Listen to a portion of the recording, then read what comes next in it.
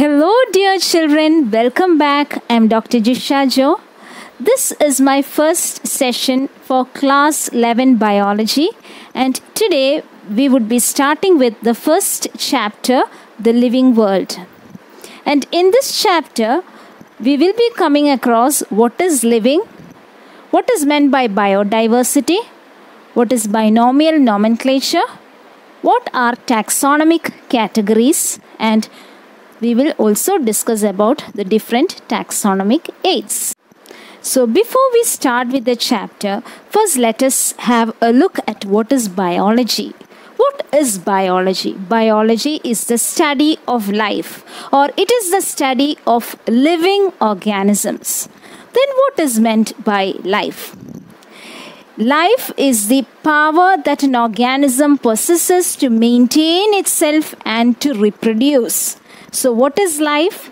The power that an organism possesses to maintain itself and to reproduce. So an organism has to maintain itself to continue its life. It has to maintain itself, and also it has to reproduce so that it can give rise to the next generation.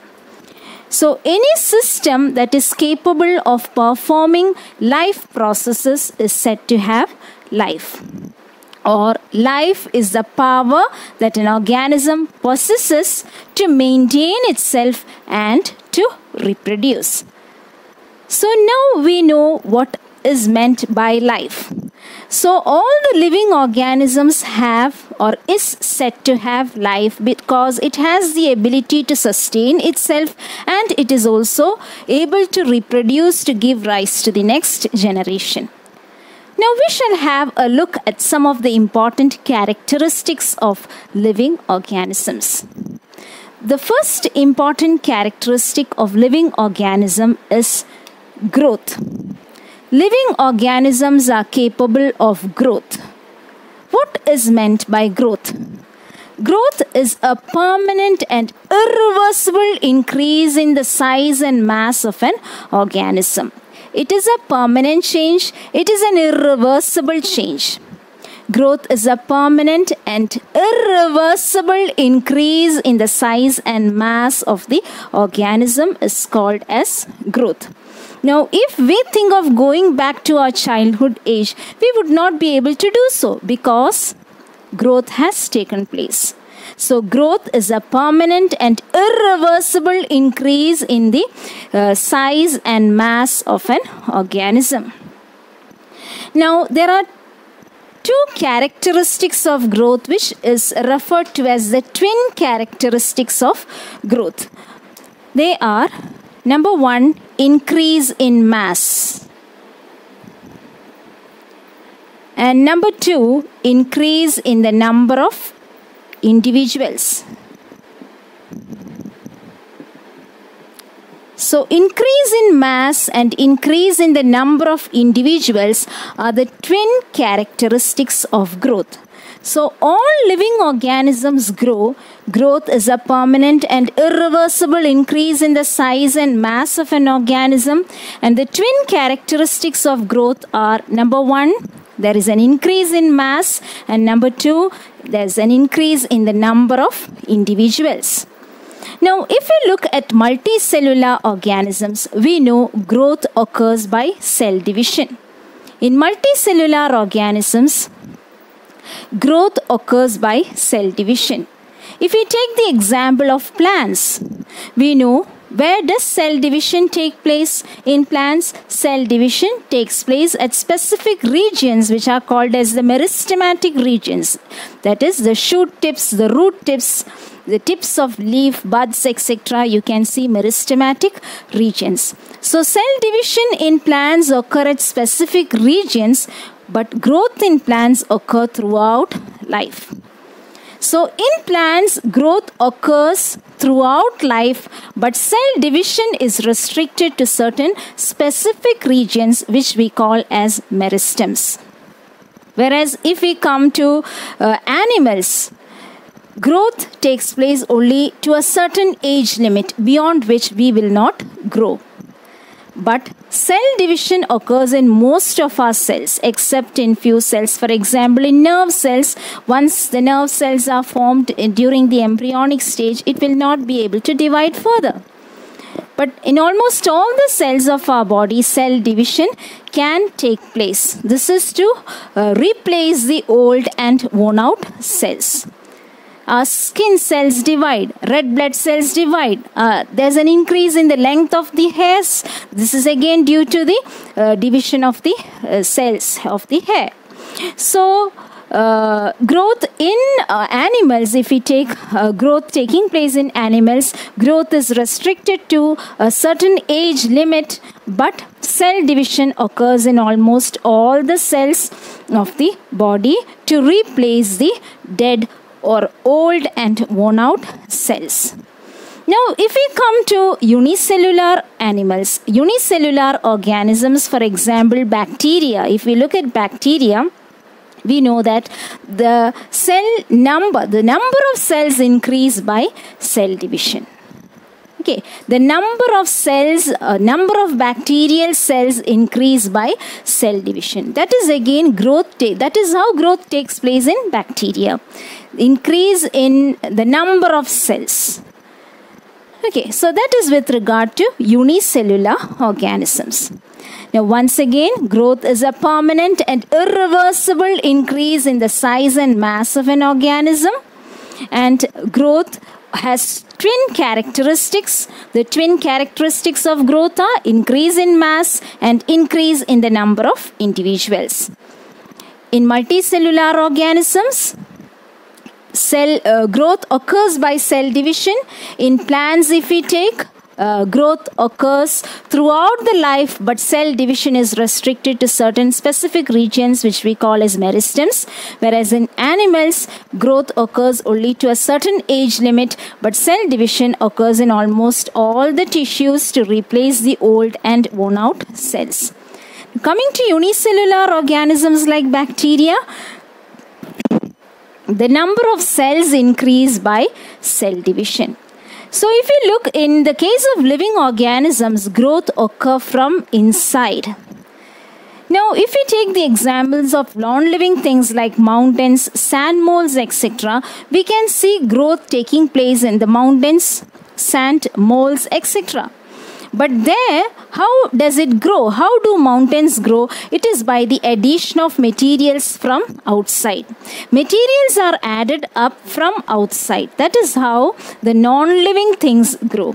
Whereas living things grow from inside. Growth occurs from inside in the case of living things. So that is the first characteristic feature of a living thing.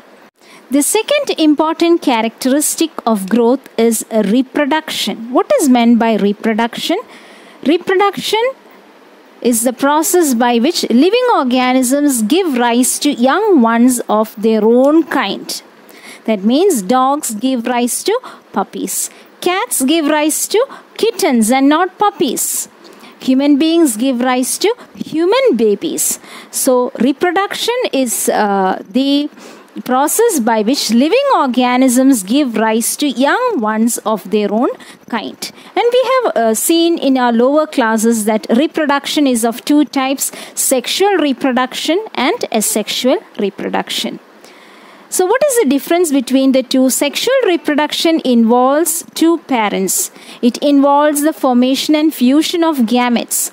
And the offsprings produced are not exact copies of the parents because genetic recombination is taking place. Whereas in asexual reproduction, there is only a single parent involved.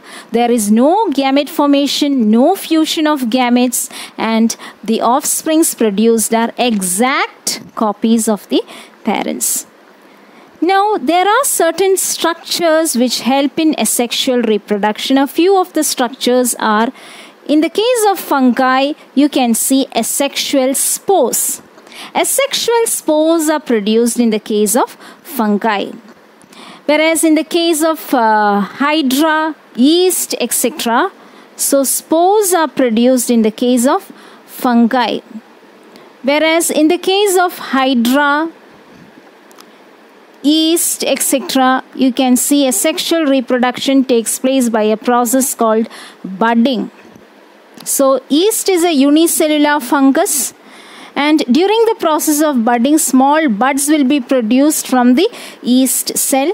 This bud grows in size, increases in size, and gets pinched off from the parental cell, and it grows as a new yeast cell.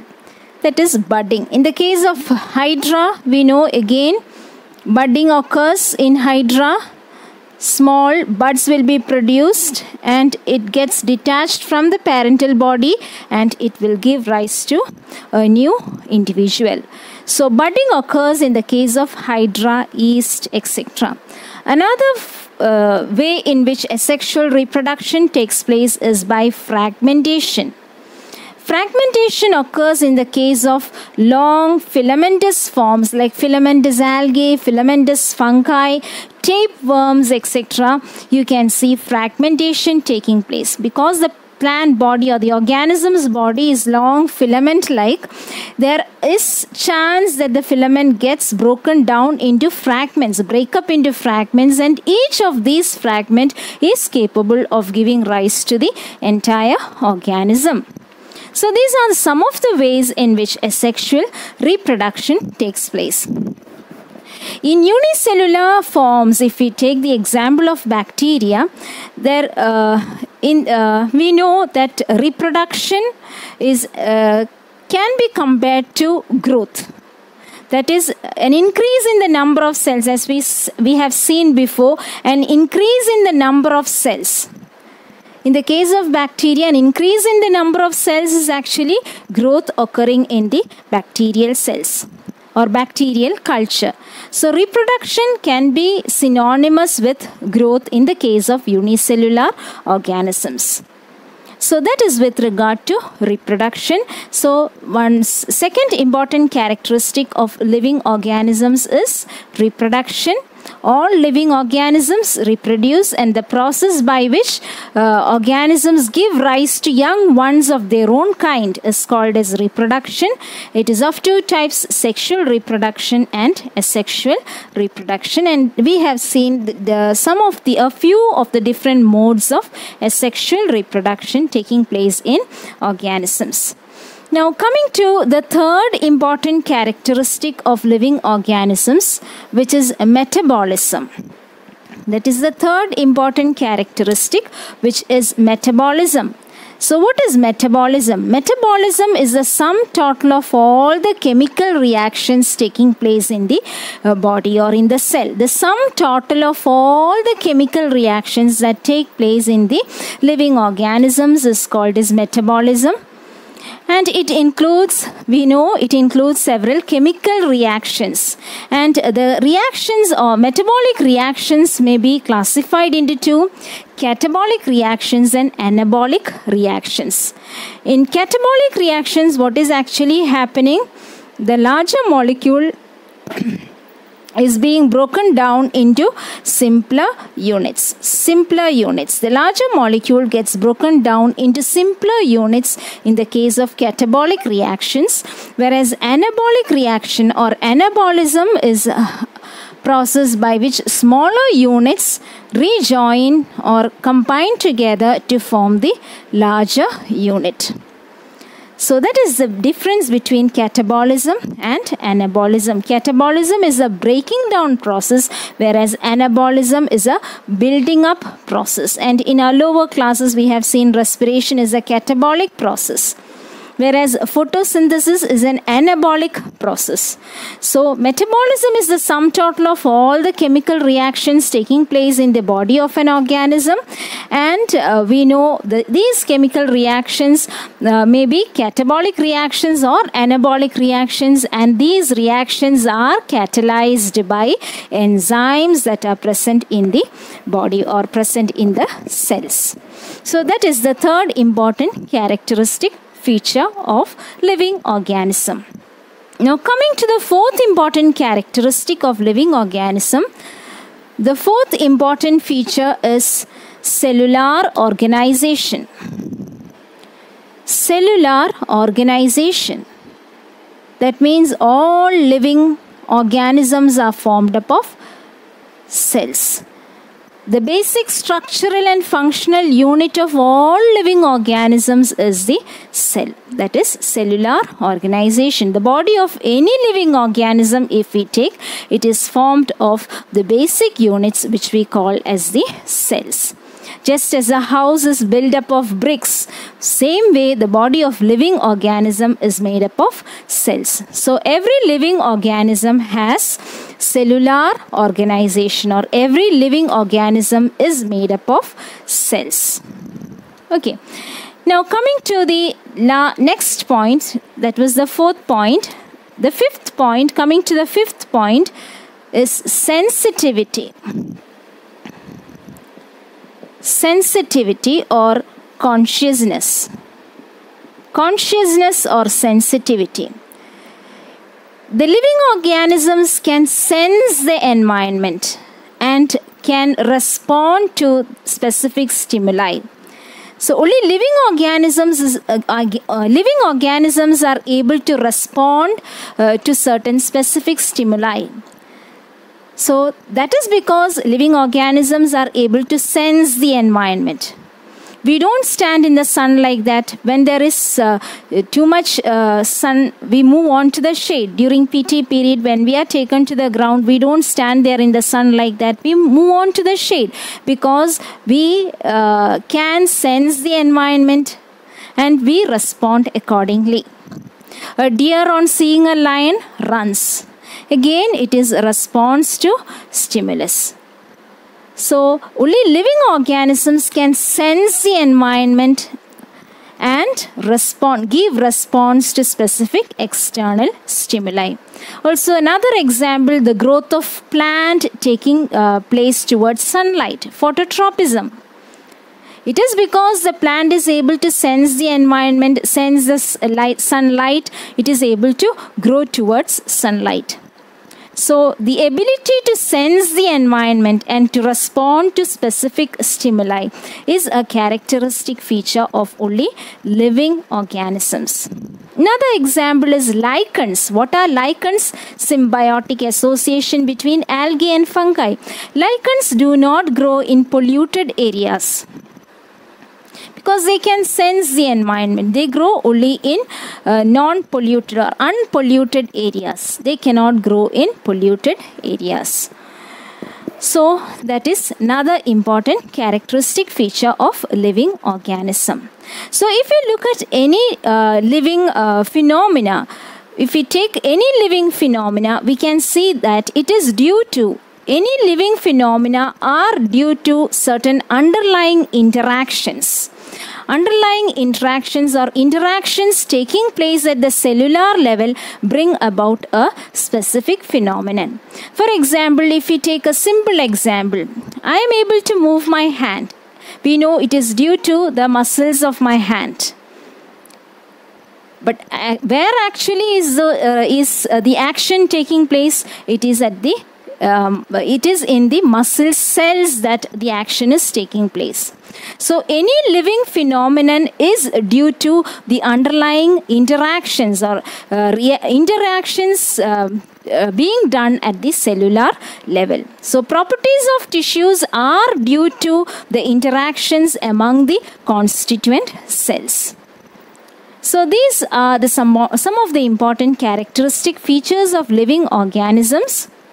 So once again, this can be remembered as Mrs. GC. Mrs. GC, what is M? M for metabolism, R for reproduction, S for sensitivity or consciousness, G for growth, and C for cellular organization. So characteristics of living organisms can be remembered as Mrs. GC. So I hope the characteristics of living organisms is clear to you. If you have any doubts or suggestions, give your doubts and suggestions in the comment section. Thank you.